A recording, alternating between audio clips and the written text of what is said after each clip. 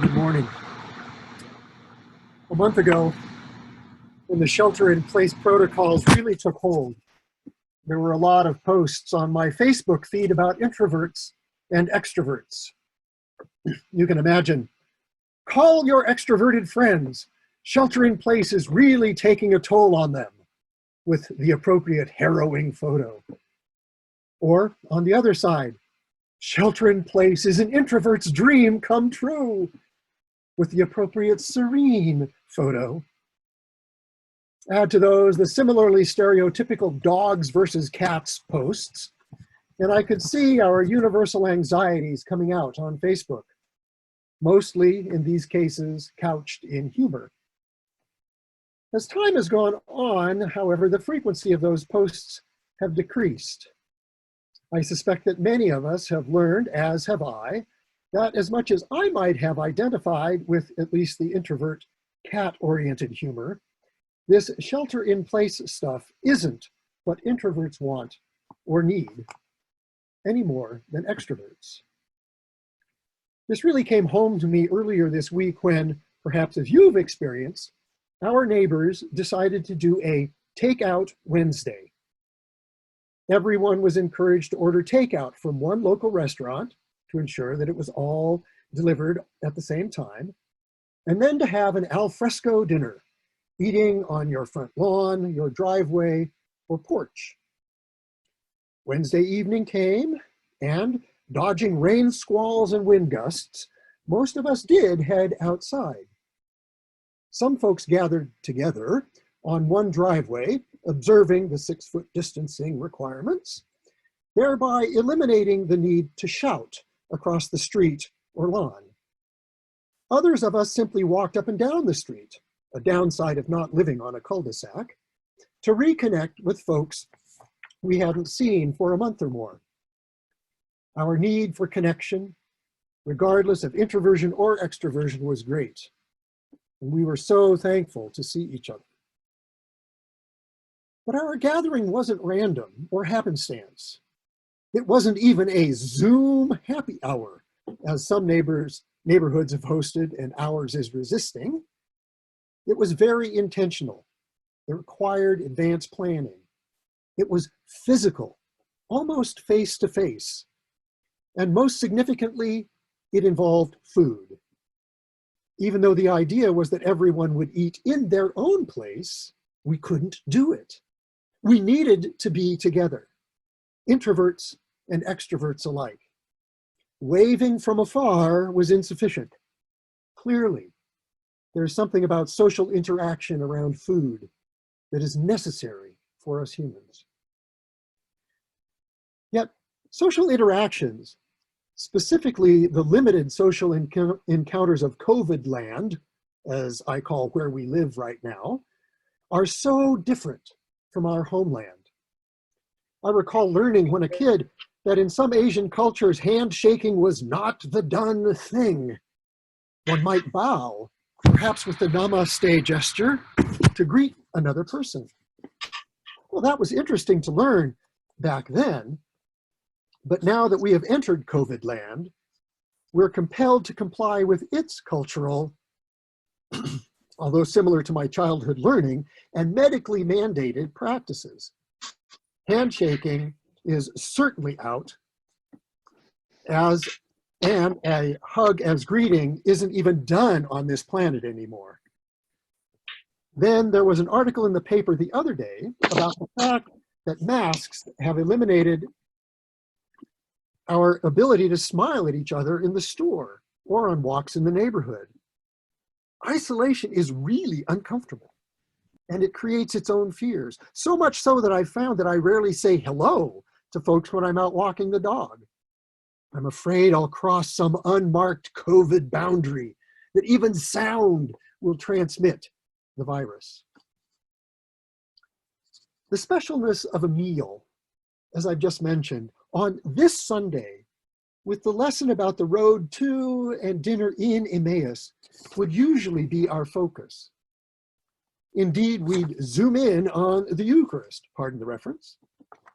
It seems a natural, especially since we hear a prayer relatively often about the Lord being known to us in the breaking of the bread, a direct reference to this passage.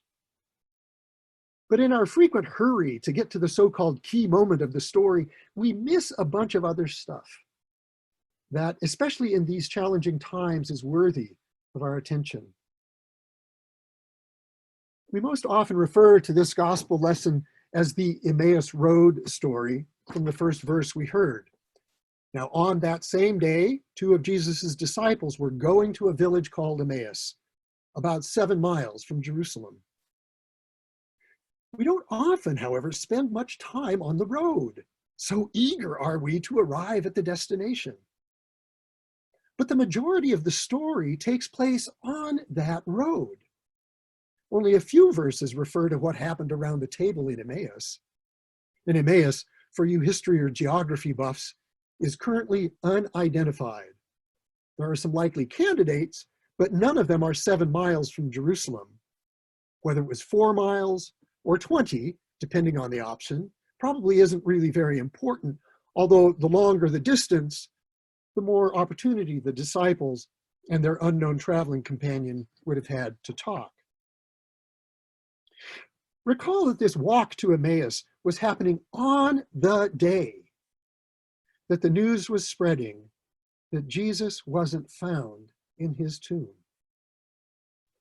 The gospel account gives us an indication about how shocking was that news in 2 ways. First was the shock to the disciples that their hopes for the redemption of Israel had been dashed with Jesus' arrest and execution. But second, to hear that there had been some miraculous event resulting in the disappearance of the body. I have no doubt that folks in Jesus' day were any more willing to accept that miracles happen than we are. So certainly there was a lot to discuss. And then they're joined by this fellow traveler, perhaps seeking his relief from social isolation, but seemingly clueless. Are you the only stranger in Jerusalem who does not know the things that have taken place there in these days? Cleopas asked. What transpires next is, to me, the heart of the story. And I think the significant piece for us this morning as we travel through COVID land. Jesus, although unknown at this point, asked his traveling companions what had been going on. As I mentioned a minute ago, they began their response by talking about their expectations about Jesus and how those expectations had been dashed. And they did mention, of course, the report that the tomb was found empty and that angels reported that Jesus was alive. In response, Jesus upbraided them for being foolish and slow of heart in their tenacious misreading of Scripture. That may not have been the most pastoral response, but it certainly got their attention. And then he led them into Bible study. Beginning with Moses and all the prophets, he interpreted to them the things about himself in all the Scriptures. The result? Later, they recalled that their hearts were burning within them while he was talking to them on the road, while he was opening the Scriptures to them. Bible study with Jesus did 2 things for those disciples that may be instructive for us. First, it altered their misunderstandings about the Messiah's mission. But second, that engagement with Scripture in a deep, unexpected way affected them such that their hearts burned within them. I have to wonder whether, like those disciples, like all of Jesus's disciples, we have so internalized traditional ways of understanding our Scriptures and our institutions that when something unexpected, unprecedented in our lifetimes comes along, we are absolutely thrown for a loop. As some of us are learning from our reading of Canoeing the Mountains, as little as 2 months ago, we thought we were simply moving from a Christian world, what many call Christendom, into a post-Christian world. That has been a shock enough to many Christians. But then throw COVID-19 into the mix, and even the comfort and stability of our local in-place worship experiences is shaken off its foundations. Just as most scholars would point out that we'll never return to Christendom, along with many others, I suspect that we'll never quite return to pre-COVID church. And of course, the question in everyone's mind and heart is, what will that look like? Similar questions were probably in the minds of Jesus's companions on the road to Emmaus. What will our future look like if, one, our expectations about the Messiah were wrong, and two, if people can rise from the dead? We can't know the precise content of the Bible study that Jesus led, although Luke's Gospel and the Acts of the Apostles give us some idea. It's clear, however, that this encounter on the road and then at the table was critical for those disciples. And it comes at a pivotal point in the larger Luke Acts story. Very quickly, the gospel moves from being Jewish to being universal. Another sea change in expectations. It's the changed story, actually a larger capital S story, and a changed world that is ratified with the breaking of the bread and its distribution in Emmaus. It's the combination of word and sacrament that makes our meals of bread and wine so remarkable. The word, that long story of God's encounter with God's people in many remarkable ways, that word burned within their hearts. In studying scripture with Jesus, the two came to see that that long story was their story, and that the age of marvels and deliverance wasn't just something located in the past. Just as the Passover meal they had just celebrated a few days earlier included them in the Israelites' drama of redemption, the breaking of the bread in Emmaus brought them another way to know Jesus in all of his unexpected redemptive work. We are walking our 7 miles through COVID land, anticipating arrival and a meal at Emmaus. We can not walk the road inattentively, just biding time till dinner's served. Now we are given the opportunity really to engage the stories of our faith anew, as found in scripture and the prayer book, not knowing where that study will take us. My suspicion is that we'll have some insights. Ideas about Jesus's mission to which we're called will change.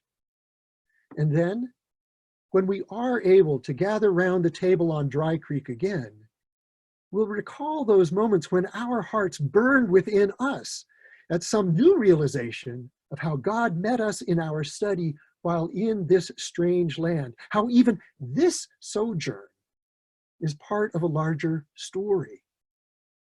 And with a rekindled appreciation of community, Jesus will be known anew to us in that breaking of the bread. As I was writing this homily, an email arrived from the neighborhood conveners. We're to meet again this coming Wednesday. As one neighbor responded to the notice, we all need to be more social, even if it's at a distance. Something special clearly happens in those social gatherings, especially around food. We're certainly sharing stories of our travels in COVID land. And I have no doubt that the same will happen for us when we can gather again around the Lord's table. May our walking and studying with Jesus burn in our hearts so that we may leave that table with a renewed sense of how to offer that feast to others, introverts or extroverts, walking along their roads to Emmaus. Amen.